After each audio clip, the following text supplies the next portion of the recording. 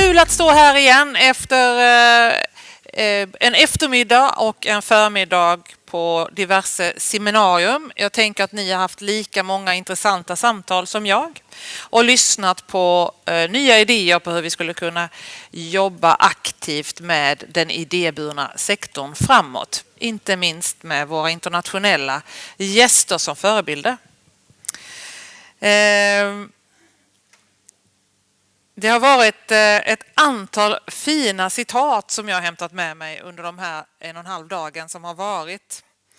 Bland annat så har citatet "Vi har inte tid att göra fel" florerat på ett fint sätt tycker jag. Där begreppet zoomar in på att vi måste kunna göra saker i lagom takt för att veta att vi också landar i det samhället vi vill ha framåt. Jag tycker också att det har varit stor samstämmighet om hur viktig den idéburna sektorn är. Och då kan man tänka att ja, vi är ju i ett sådant format. Men vi har också gäster från olika håll här som förhoppningsvis går härifrån med samma bild som många av oss som är här idag. Jag tycker också det är fint att den idéburna sektorn verkar inom alla de politiska partierna och färgerna. Vi har politiker här från alla block och också kommunpolitiker som verkar för den idéburna sektorn i respektive kommun från olika partier. Det här är någonting som vi kan enas om att vi behöver göra för framtiden. Jag ska också rätta ett fel som jag sa i min första presentation, nämligen att det egnahemsprojektet som jag visade 2.0, det ligger på Orust och ingen annanstans. Orust är en framtidsort, helt enkelt.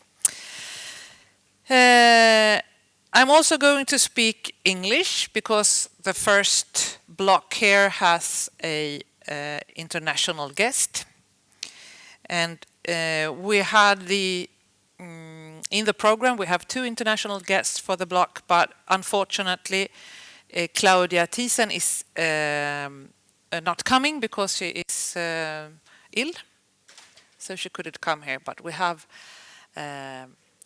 other speakers that talk about her project. Men jag kommer ändå presentera vår första talare på svenska, för det är Nils Björling.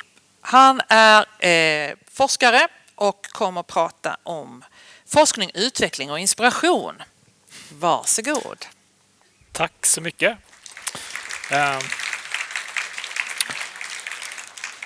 Roligt att få komma tillbaks hit upp på den här scenen.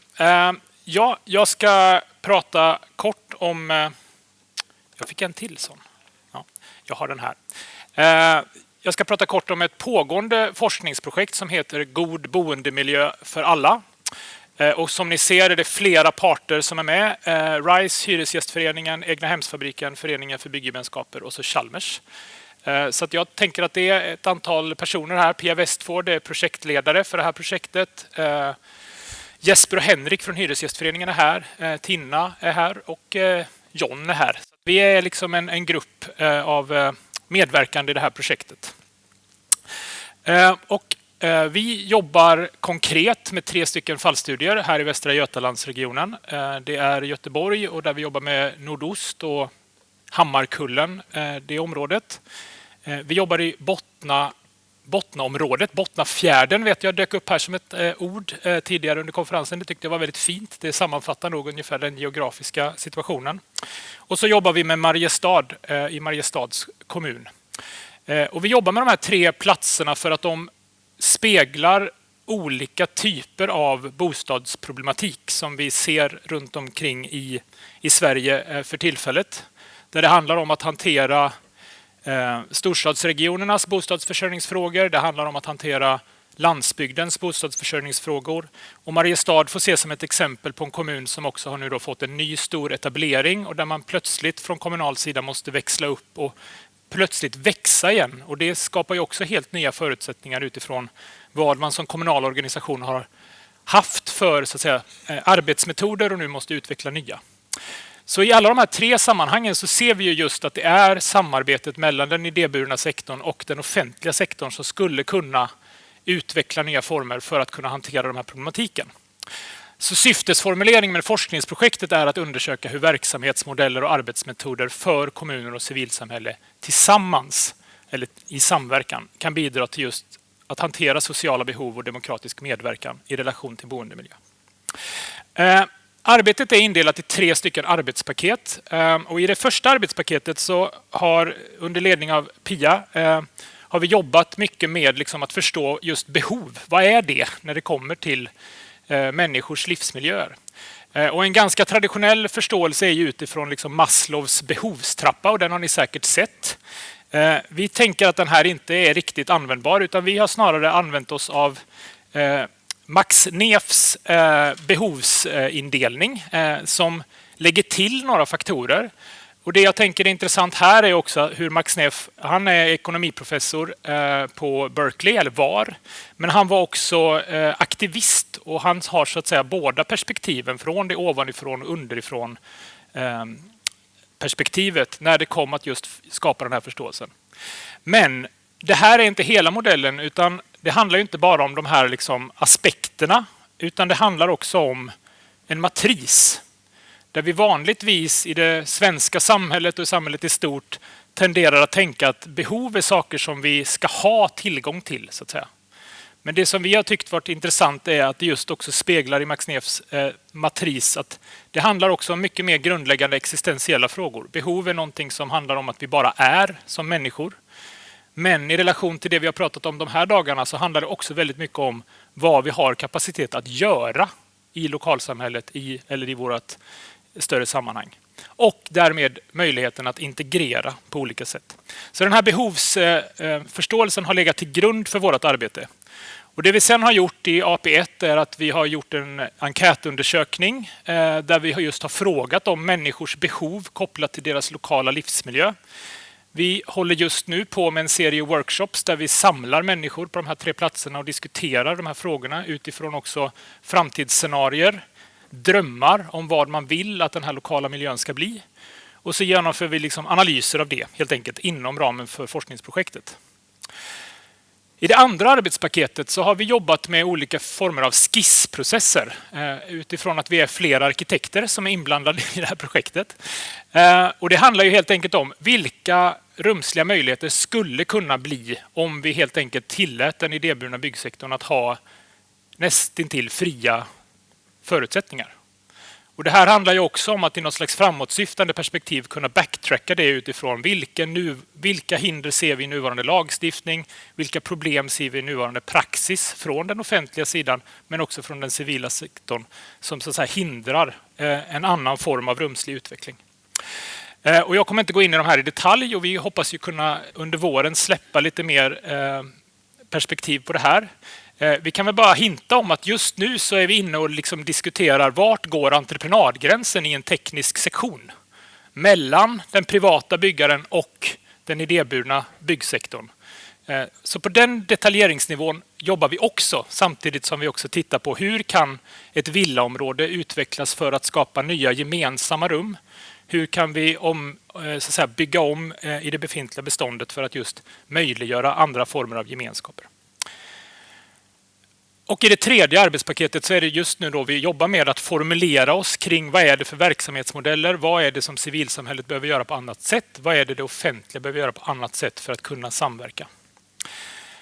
Och då är vi ju mitt i den här arbetsprocessen. Vi är ju inte klara så att nu har vi lyckats formulera det så här långt och kanske är det en form av nya frågeställningar som har dykt upp i projektet. Och det jag skulle vilja säga nu då idag det är att en av de viktigaste förutsättningarna som vi har sett i enkätstudien och analysen vad gäller upplevelsen att kunna påverka sin bostad är ju en känsla av ägandeskap. Och här tänker jag att man också måste koppla tillbaks till den här Max Neefs behovsmatris. Det är ju inte nödvändigtvis att äga den i juridisk mening utan det är just att ha en känsla av ett ägandeskap vad gäller att också ha ett handlingsutrymme att göra förändringar kring sin bostad. Den här känslan då, eller upplevelsen av ägandeskap, ser vi också är tydligt kopplad till boendelängd. Hur länge man har bott i sin bostad eller i sitt närområde påverkar det här i väldigt stor utsträckning. Men det finns också en drivkraft där människor behöver organisera sig som bygger på att den offentliga sektorn har en avsaknad av offentlig, kommunal service, kollektivtrafik etc. som gör att människor måste organisera sig. Så här finns ju någon slags delvis paradox i att man å ena sidan behöver skapa stabilitet, tillit över tid. Men det finns också en bristsituation som gör att man driver fram en form av lokal organisering. Och sen, inte för att säga att Kajsa hade fel när du sa att vi måste jobba långsamt för att så, men vi måste också faktiskt ge utrymme för att göra fel. För att vi tror att det här väldigt mycket handlar om en lärandeprocess där människor inte kan förväntas driva en lokal utvecklingsprocess i första försöket, utan det här måste vi helt enkelt tillåta oss att testa oss fram kring. Och det är ju också en fråga, vad är det för arbetsmetoder eller verksamhetsmodeller som i så fall måste säkras för en offentlig sektor för att civilsamhället ska kunna etablera den här kapaciteten över tid. Och då med utgångspunkt i ett antal liksom väldigt praktiska frågor, och jag tänker gå igenom det här väldigt fort för det är bara någon slags första lista på saker. Vi ser ju att det finns lagstiftning och kommunal praxis som gör att man idag i ganska begränsad utsträckning kan äga en gård tillsammans till exempel. Det skulle behöva justeras för att vi skulle kunna se en helt annan inflyttning på den svenska landsbygden. Vi ser att det också finns i kommunerna liksom en problematik där lovgivning sker utifrån att man måste på förhand ha bestämt exakt hur ett hus ska se ut. Och ska vi öppna för en annan form av så att säga ombyggnation eller nu tappar jag ordet tillsammansbyggeri eller ett återanvändning av byggnadsdetaljer etc. så behöver vi ju snarare ha en process som är mycket mer dynamisk. Sen den här tredje punkten kanske är lite lurig, men vi ser ju att skulle vi jobba med förtätning på ett helt annat sätt i kanske befintliga villaområden eller längs med infrastruktur så skulle man kanske också i en viss utsträckning våga som kommun dela ut byggrätter även om inte fastighetsägaren har frågat efter det.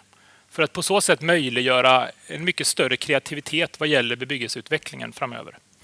Och sen den här fjärde punkten är väl den som vi hela tiden har kommit tillbaka till gång på gång på gång. Vi har inga svar på den än, men den är liksom en del av vårt pågående arbete. Hur ska vi säkerställa finansiering och kreditgivning?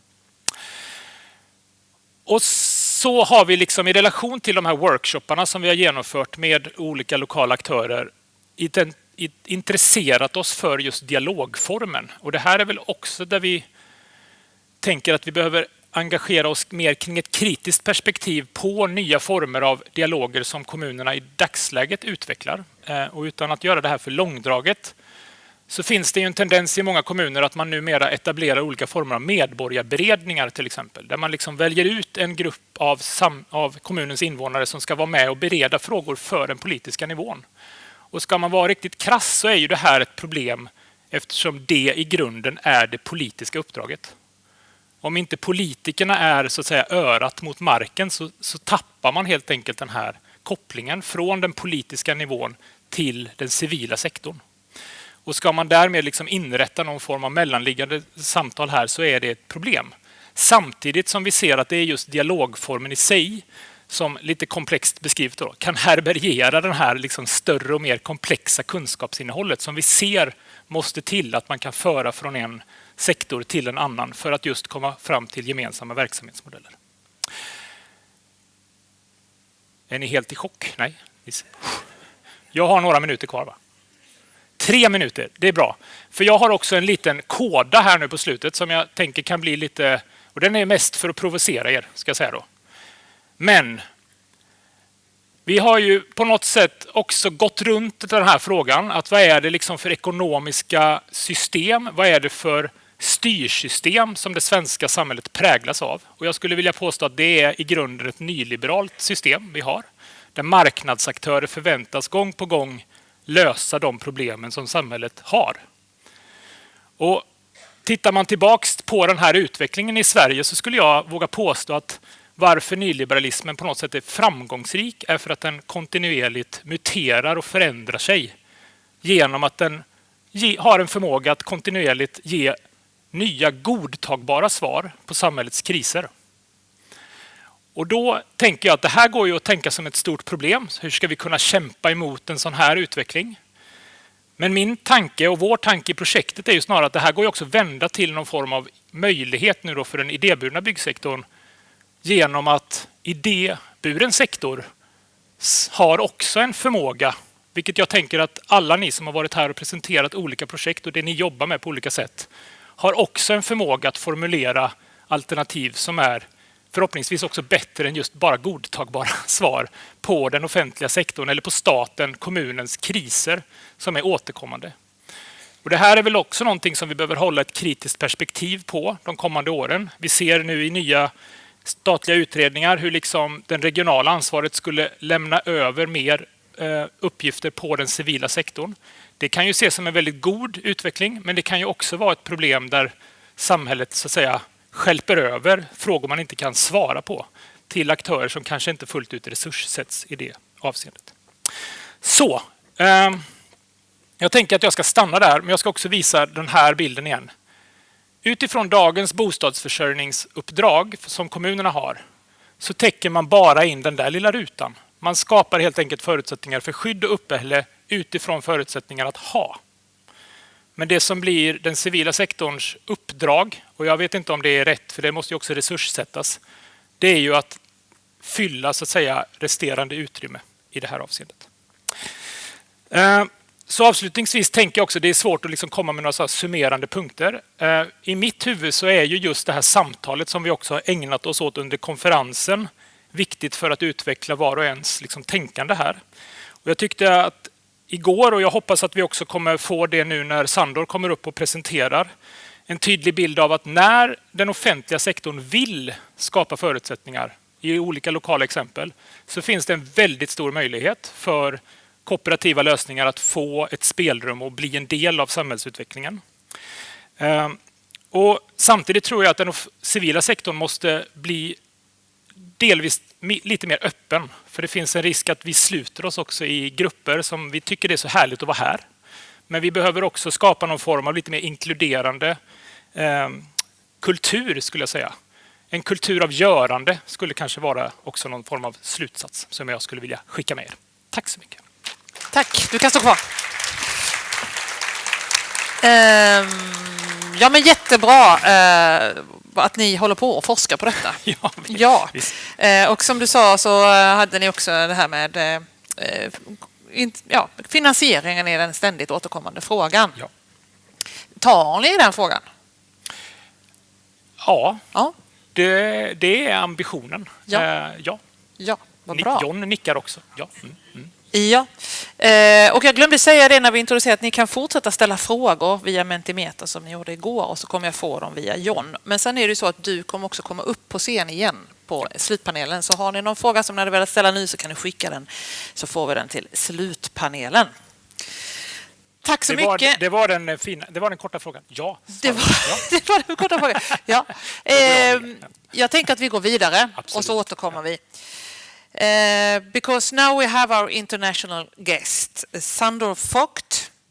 He's coming from Amsterdam and works for the city of Amsterdam on its self-built program. So welcome. Thank you.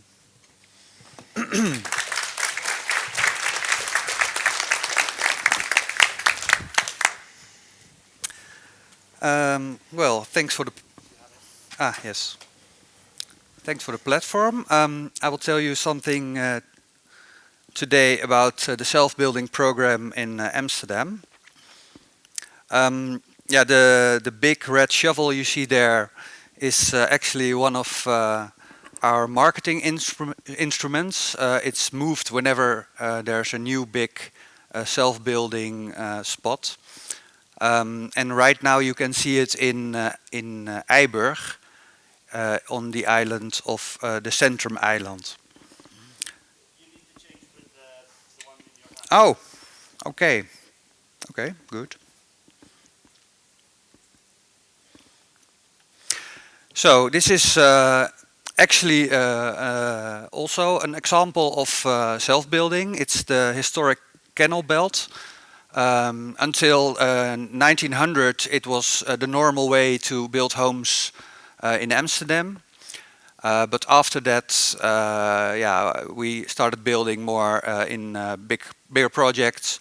So we lost the self-building approach until the year of 2000, when we started on the island called Steigereiland.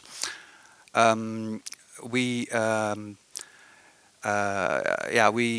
find out that there was a big drop in housing production during economic crises, and we looked at our neighbor city Almere, and they had a self-building program. So we thought we have to do that as well, and we started the self-building program, and it got bigger and bigger. There was a big drop. We used to build about 5,000 homes a year, and it dropped till 2,000. So the self-building helped to keep it up, because self-builders keep building during economic crises, and project developers, they stop because of lack of demand. So it was a good way to keep production up. Here you can see the different types of self-building we've started with. We just started with the individual plots. Those are very easily recognizable. We also did some bigger plots, 2 to 4 homes, co-housing plots. Also bigger co-housing plots till about 25 to maximum 40 homes. And we also had co-housing in existing buildings. For instance, old schools, we transformed them into housing. So we just started with experimenting till, it's too quick. Yeah, till 2013. We did some research on what is most interesting for people. So we were quite right with some forms. You see the do-it-yourself building in existing buildings, a lot of demand for that.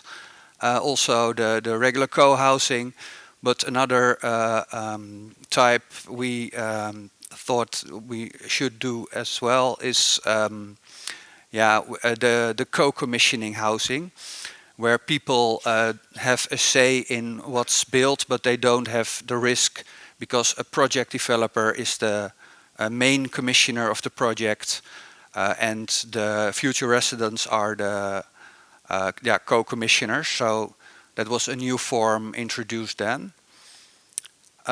So the plots, we scattered them around the city. Here you see Centrum Eiland. That's the part where most self-building takes place right now. But we have plots all over the city. On average, we start 200, 300 homes a year in self-building projects. The small plots, the individual housing, we don't do that too much anymore, because those homes, they're purchased houses, they are very expensive. So mostly for the rich people, and we really wanted to develop more housing, affordable housing. So we thought we should do more collectively built homes.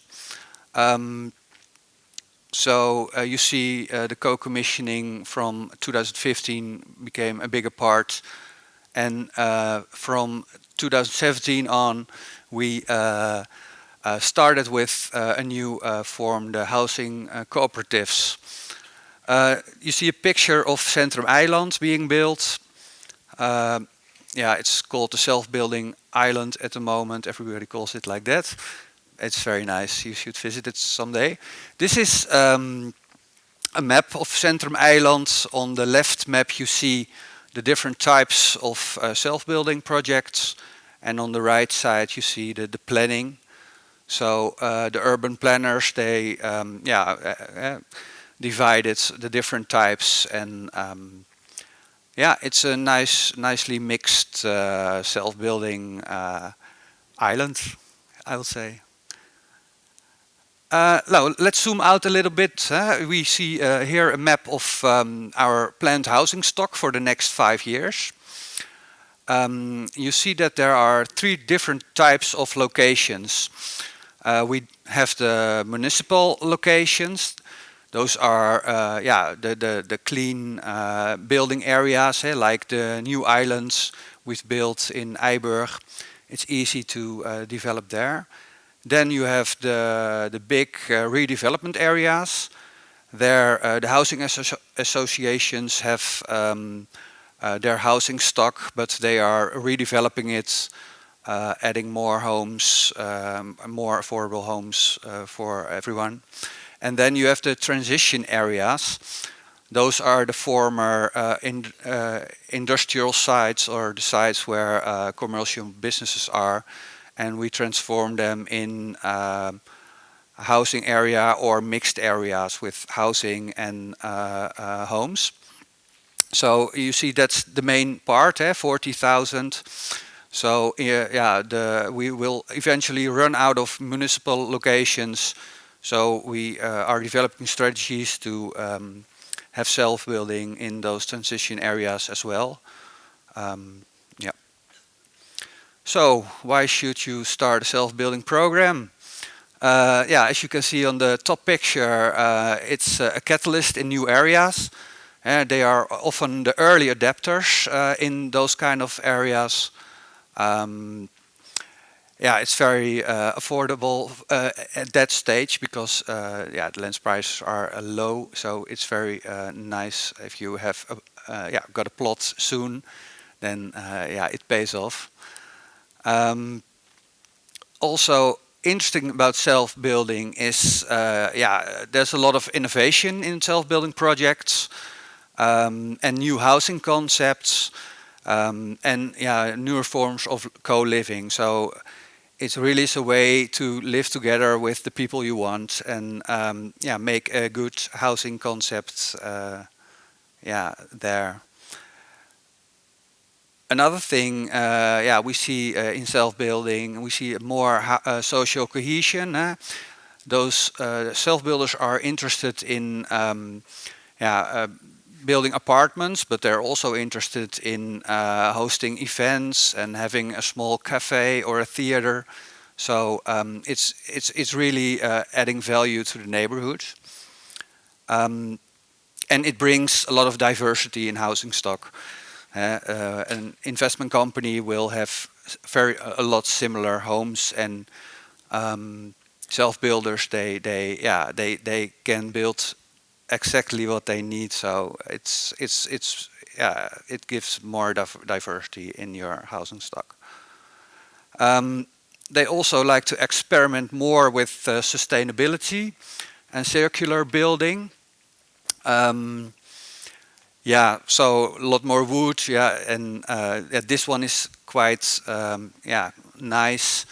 We have to build on piles in Amsterdam, but they use the piles as energy poles, so they get a lot of the energy they use that way. So that was quite nice. I'll tell you something about that later. In Amsterdam, we have a land lease system, and that's very nice, but because we can regulate the use of the land and the price with it. You can see the historic canal belt very clearly. In red, those areas are privately owned, not by the city. But you see that the newer areas built after 1900 are all in yellow, and that's all along land lease areas. And in between you see a lot of gray. That's the public space. It's also owned by the city, so by all the people of Amsterdam. And you see the roads in red, they are owned by other governments, roads and waterways, train tracks. So that's, yeah, it's, now I'll tell you something about land lease more. So when we build a new plot, we make some rules, because we want to know, we let people know what you can build on it, what are other rules, and what's the price. So that's important to be very clear about what can be built on it, so people will know what to build. Another important thing, you need to have a good tender process for self-building. So it's got a couple of phases. It starts with the selection phase, and that's a competition between applicants to present the best plan. And you really have to show, you don't have to make a design, because we don't want people to invest a lot of money, because self-builders, especially cooperatives, they don't have a lot of money of themselves. So we want them to make a good vision and really think about it, and why are they the best group for that specific spot. And the one who can convince us of that they're the best, they have a good chance to win the selection. So after that, you get a contract, and with that contract you can get a loan from the city, with which you can design your building plan. You get 1.5 years, and we will work together with the cooperative to make sure the building plan fits the spots and the plot rules. And when it does, you get a land lease contract, and you can get your building permit and your building contract and a mortgage. And then you can have the land, so we'll transfer the land lease, and you can start building. So that takes approximately 5 years before you can start building, but then you can realize your dream house together with the people you want to live with. So why did we start the cooperative program? That was because the other self-building forms types, the other self-building types were very expensive. They were all purchased housing, and we saw a big demand in housing for middle-income groups. They also earn too much money to enter the social rental market. So this way we provided affordable houses for them. Important was we really wanted really affordable housing. So those homes are permanently affordable, and that's because we only allow a small rent increase each year. You can never raise rents more than inflation. And the group, when they pay off their mortgages, they don't have, why should they raise rents more than inflation? They only need money for maintenance. So that's affordable. They also can't sell the building. There's a ban on sales. And the group, the cooperative, always is a non-profit association.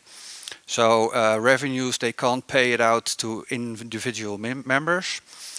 So the money stays in the building. If they have a surplus, they can put it in a fund to start new collectives or new cooperatives. But the result of that, the small rent increase And the sales ban is that we can offer a much lower land price and land lease cost. So that's very interesting for the business case. You're able to have a business case that closes, and you can even have 25% of the program in social rents. Then it's feasible at the moment. So we're very happy with that. The financial mix of the business case is the first 20% is loans by the city government, incentives loans. You can borrow 50,000 euro per home, and the rent is the interest rate is only 2.6%. With that money, you can make your hire an architect and have your design ready. During that period, people start crowdfunding campaigns. About 10% of the price of the project. Because of the city loan is a subordinated loan, the banks are have enough security to offer also kind of favorable loans. They do charge an interest rate of 4 to 5%, but they don't want you to pay it off. So that's you can take 100 years to pay off your debt, and that's interesting for the bank because they earn a lot of money on interest, and it's interesting for your business case because it's you don't have to pay money back to the bank.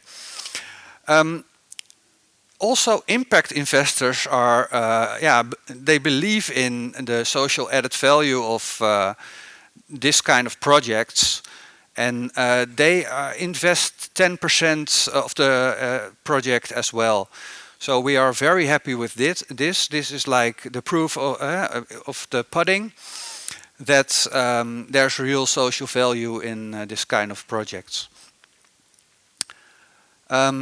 This is an overview of the projects we have at the moment. The first 3 are ready. There are people living in it. There are 2 under construction. One is starting in a month or 2. 5 of them are in the design phase, and we started another new selection recently. And we will start one in early 2026. So that's a total of 700 homes divided over 13 projects. You can see the smallest is 11 homes and the biggest is 132. So we just try it out. Big projects, small projects, see what works best. So people are happy. For instance, the group with the very big project is very happy because they can really make an impact on the neighborhood. So that's nice. But the small project is very happy as well because they are a small group and they really like their being together. So you've got a lot of things. And we do have a small pipeline with another 10 locations for the coming years. So that's another 500 to 600 homes in the coming years. The city fund also was inspiration for national government to start a national fund. A lot of people wanted it. Cooplink is also was very much in favor to start a national fund. So we are very happy that national government looks at our fund and says, yes, we want that too for the whole of Netherlands. The ministry will put in 60 million euros and the banks will approximately add another 300 million euros. And it will open in next year. And that's enough for about 1,200 homes for the whole of Netherlands. So that's not too much, but it's something. So we are very much in favor of making municipal co-funding possible. If municipals will fund as well, then the fund will grow bigger, it will have more impact, and more municipalities are challenged to develop cooperative housing policy, and that's what we want. And it's also a way for us to manage the risk, because we have a lot of projects in development and in the pipeline, and we don't know when the fund will be empty. So when we co-fund, we have more certainty that there will be money in the fund left when those projects need it. Well, the lessons learned: you need a lot of money, a lot of people. As well. You need a lot of money and people who are willing to do it, especially from the city government. You really need commitment. And also important, you have to really have social value in the projects, so people will like it and do it. Other thing very important is that you need to have tenders for cooperatives only, so they don't have to compete with commercial businesses. They really only need to compete with other cooperatives. And important, the financial formula. That's you need mortgages and people who are willing to invest in it. So that's and it needs to be solid, because you don't want a project to go bad, because the press will pick it up, and if you have bad press, people say, oh, it's complicated, and they will lose interest. So you really need success. You need to have new successful projects, and then people will like it and say, oh, I want a project as well in my neighborhood. And it will grow. So another nice thing is the knowledge development. The groups are getting smarter and smarter. They share a lot of information between each other. They really know how to pull it off lately. And we're very happy with that. It makes our work easier. It's nice to see that they are really keen in innovations and adding extra value. What also helps is the land lease. It's very good for the business model. You don't have to pay for the land. You just pay a small percentage of the land. So it's much cheaper. So it helps the business case. So don't be afraid of self-building in high densities, or that it will result in terrible architecture. They will hire architecture and architects, and it will have the results will be very nice. They all win. The built projects, they won awards, architects prizes. So that will go well. And it's really a good impulse to social cohesion and community participation. Important to have plots all around. Try out where it works, where self-building projects have extra value. It will amaze you what kind of results you'll get. Very important to have a very clear process, so people know what they are getting into. Keep it as simple as possible, as flexible as possible, so people really have something to choose. And manage expectations. The group has to be is self-responsible. We're not gonna take over. They really have to do it themselves. So you really have to find a good balance and make clear that they have to do it themselves. It's really self-building. So and the most important thing, exchange knowledge, keep learning and improving. Well, that was my story. Thank you.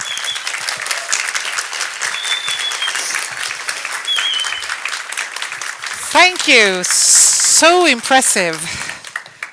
They have solved the financial issues. Yes. Yeah, so we just have to copy Yes. everything. there are no bad sides with the financials that you Well, have. it's important that all projects succeed. That's important. What I told you, you need good press. You need to show you need to show success. Then it will grow. But everything you put attention and energy in will grow eventually. So Yeah. So it's important that they have good press because of the political side of it. yes, of course, but also internally in the city government. There are a lot of parties involved, all the different project teams who are working on the projects, but also the financial people are involved because of the fund. The politicians everybody's involved. But it sounds like it's a lot of municipal tjänstemän, vad heter nu det? Civil service person that put a lot of time in this. Not so much. Not so much, okay. The self-building team only consists of 5 people, and we are helping the different projects teams who are doing the projects. But if they were doing other projects, they will have the same time put in it. So that's not really a big difference. Okay. Yeah. I was also curious about how you managed to get a whole island for self-building politically. That's because of the good press. The good press, yeah. Yeah, and we had the economic recession, so the project developers, they didn't want to build anymore. So our urban planners thought, well, then we'll plan some more self-building. Okay. And it ended up with islands full of self-building projects. In Sweden, we pay for the planning on the municipal planning if you are a contractor, or you pay for that process. Is that the same in Holland? That the self-builders, have they paid for the planning process? Well, small amounts. I showed you the selection process. You have to pay a deposit, but you will get it back, or you can recalculate it with the land lease. And you have to pay for your building permit. But all those sums are not too much, because we know self-builders, they don't have money like commercial project developers do. No. So you have to keep it as easy and So you have affordable as possible. different kind of money that you demand from the different kind of projects. So if I'm a professional contractor, I pay more for the planning process. No, it's about the same. It's about the But same. they pay another price for the land. Yeah. And that's because they can rise the rents of their homes rise more. Yeah. So land price will be higher because of that. And they can sell it after 25 years. I am talking about the middle rental homes at the moment. And then if they sell it after 25 years, it's gone for middle income people, and they earn a lot of money. So we ask higher land prices for it. Okay. But it's better to have a bigger percentage in really permanent affordable housing, I think. Yes.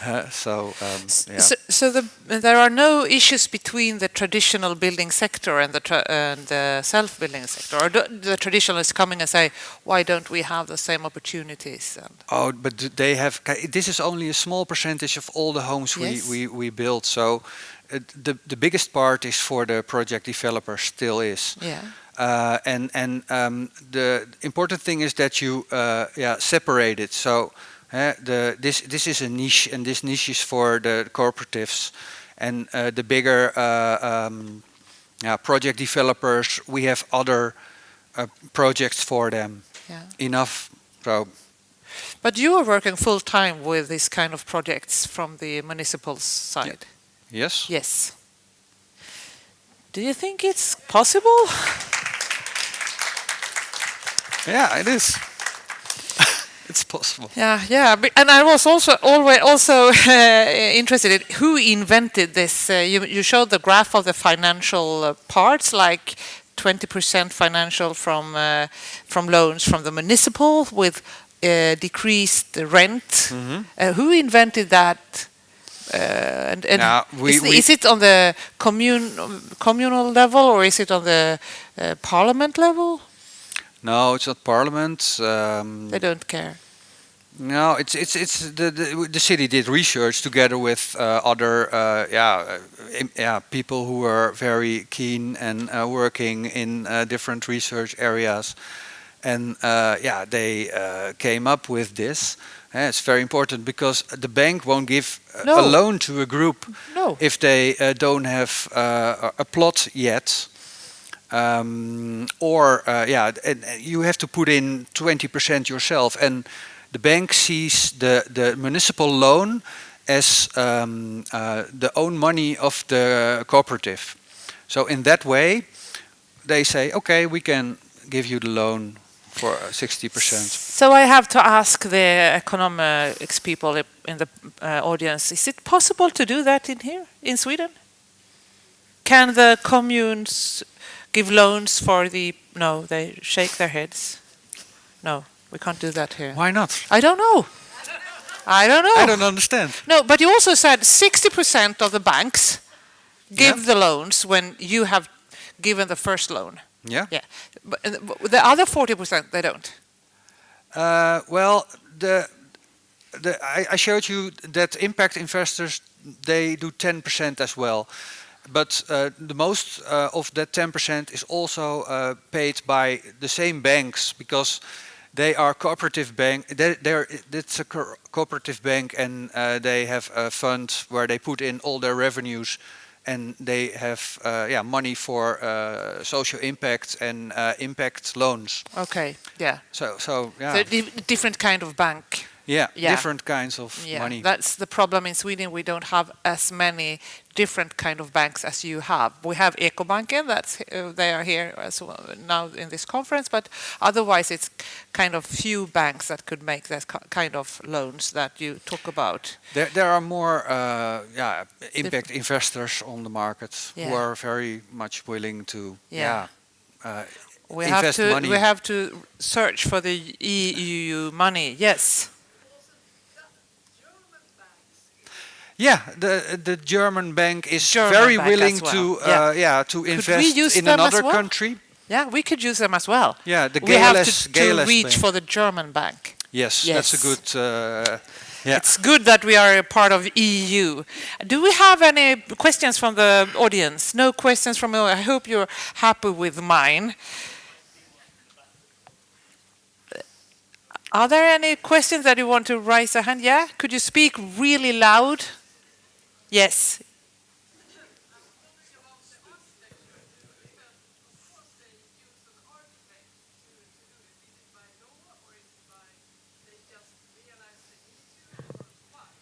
Why do they use an architect? Do they have to, or they just like them a lot? Yeah, you can't do without them. No, you can't. But are you forced to have a building permit with an autograph from an architect when you give it to the municipals? I don't think so. You don't think so? No. It can be done by another company. But what I wanted to say about that. Oh, I forgot. I slipped my mind. They just think the value is so. Well, it is to use the architect. Yes, and there are very much architects who are specialized in cooperatives or in co-housing, and they really understand what those groups want, and and we see more every time. So we're very happy with all the nice buildings they design. Yeah, yeah, we too. Yeah, I'm very impressed. Thank you so much.